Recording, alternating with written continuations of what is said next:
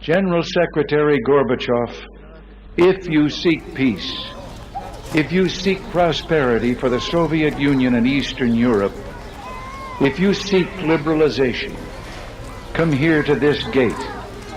Mr. Gorbachev, open this gate. Mr. Gorbachev, tear down this wall.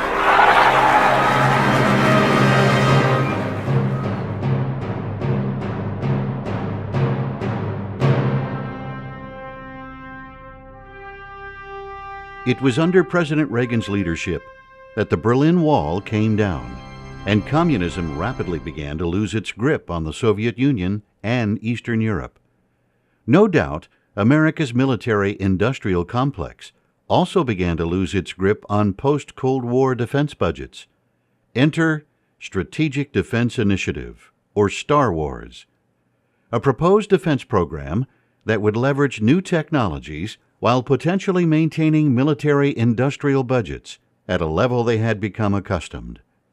Persuaded by the military's industrial complex of the importance and superior benefits, President Reagan approved the initiation of the program called SDI, the Strategic Defense Initiative, which became known as Reagan's Star Wars. The idea was to build a defense system that no enemy could penetrate with nuclear missiles. So how did the idea for Star Wars come about? In this book, we learn about the chronology starting from the end of World War II, the Cold War, the Cuban Missile Crisis, to the fall of the Berlin Wall, and how our military defense arrived at SDI, or Star Wars. The author, Walter H. Parks, was an engineer and aerospace executive intimately familiar with the Star Wars program. He talks about his book, Reagan's Star Wars, and what our greatest threat may be today. Walter, you actually worked for the company, Martin Marietta, that initiated what became known as the Reagan Star Wars program. Tell us about your role there with the company and how that experience influenced your writing of this book. Okay, well, I worked for Martin Marietta for about 24 years. I became president of their Tactical Weapons Systems Division. We had a study group, as most of the large aerospace companies do, that keeps track of what's going on in the world, what's going on with potential enemies, what kind of funding we might be able to help secure in Congress and the military. And so my role was to actually interface with all of the players to help define what kind of weapon systems we could create and try to get developed. And at one time, I was sent to Washington for 18 months to interface directly with the Pentagon and with Congress. In particular, in Congress, the committees that help describe what funding should be released. So I went from an engineer creating the programs to a vice president of Martin Marietta and president of the Tactical Weapons Systems Division. So I went through the whole gamut of our activities there. So you had a firsthand experience with the subject matter in this book, and you already had a science background in education when you worked for Martin Marietta.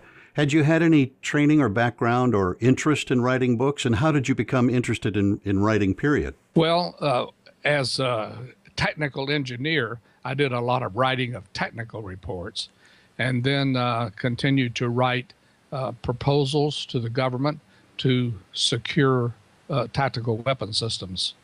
So I did a great deal of writing there, and I knew all along that I was very interested in eventually writing. So how did the book, Reagan Star Wars, come about? Can you give us a synopsis as well of what the book covers? Yeah, when I retired, I formed a company called Unknown Truths Publishing Company, and my interest was in ancient secrets and that kind of stuff. But some of my colleagues said I should be writing about my experiences in the aerospace industry. So this was the first of those ventures. So it gave you the background working in the aerospace industry to actually be an expert, I guess you could say, in this subject matter. Going back and looking at the book and some of the important aspects of it, it was President Eisenhower, as he was leaving office, who warned us about the military-industrial complex. Was President Eisenhower's assessment of the dangers of the military-industrial complex controversial at the time, and was he correct? I think it was controversial, but quite frankly, most of the people didn't know what he was talking about. Of course, everybody in the aerospace industry and in, say, the House Armed Services Committee of Congress and major Pentagon players understood. And basically what he was warning about is the coercing by aerospace companies to get funding for their projects. And some people may say instead of coercing, it was conspiring together because sure, manipulating. Right, yeah. So basically, that was the military-industrial complex to try to secure funding for specific projects that aerospace companies were interested in because they would get the contracts, and that Congress and the military was interested in because they felt that those kind of programs were needed. We produced the audiobook version of your book, and what I walked away from it was that there was a need for that fine line, a balance between being careful that the military-industrial complex doesn't manipulate the manufacturer and the jobs and all of the contracts, at the same time keeping a strong defense, especially with rogue nations like North Korea rearing its ugly head right now. Yes, absolutely. The real, well, I should say that we probably overdid it a bit from the industry side, but the military we felt needed to be very, very strong because we always knew that these kind of situations would occur. For instance, there was a disaster when Carter was president. He was basically a humanitarian rather than a political leader, and he allowed the situation in Iran to become what it is today.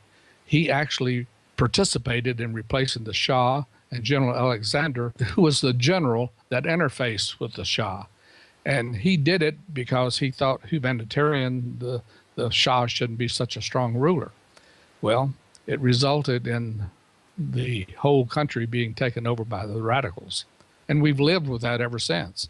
So we need to make sure that if we err, that we err on the side of a strong military and a strong leader.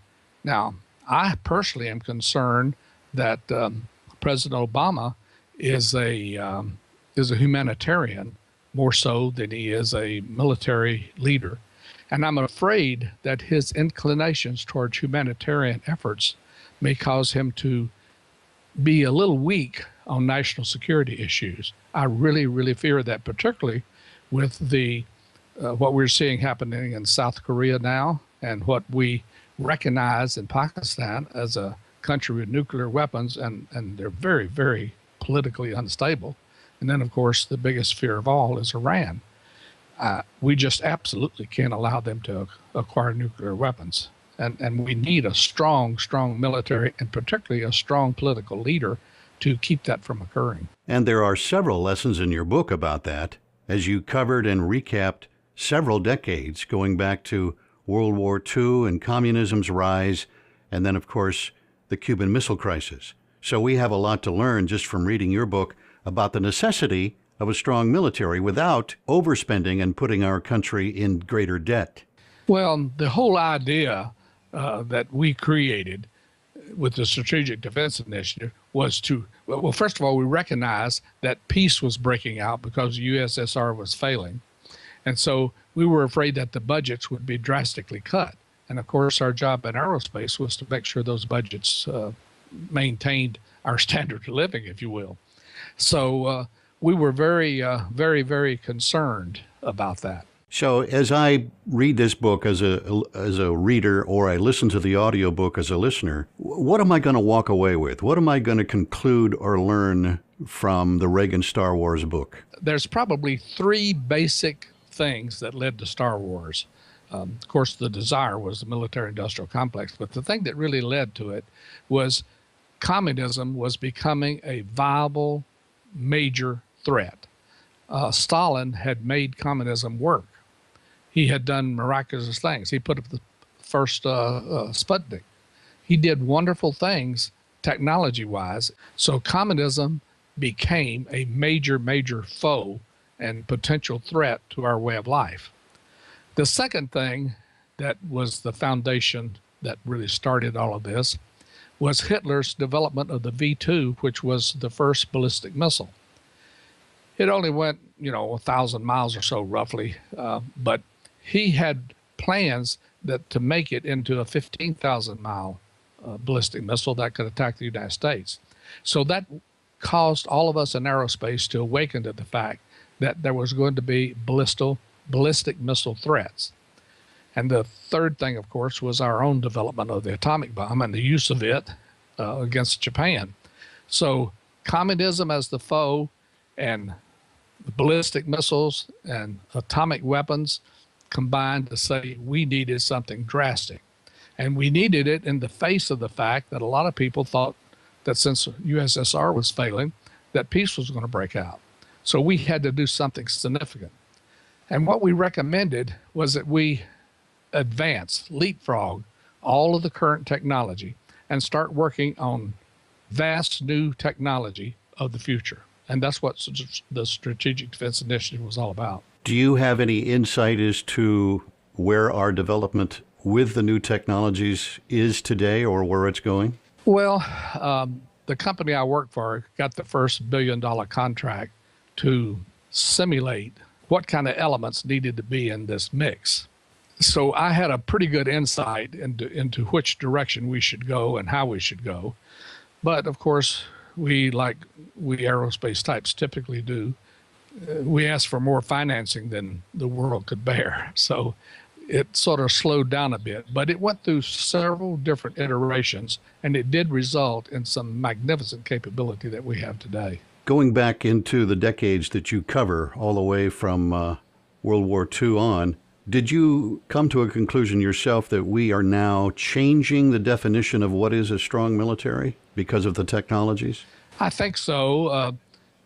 We have a tradition from way, way back of, armies meeting on a battlefield and fighting it out. That's, of course, is not the way life is today. It's technology. And one of the major battles that we will have in the near future is going to be, computer related, because people can hack into computers, and all of our countries are totally dependent on computers. So this kind of technology is going to be the real battlefield of the future, in my judgment. We've been talking with Walter H. Parks, author of Reagan's Star Wars, also produced as an audiobook by audiobookproducers.com, available through online retailers, including Audible, Amazon, and iTunes. You can learn more about the author at unknowntruths.com.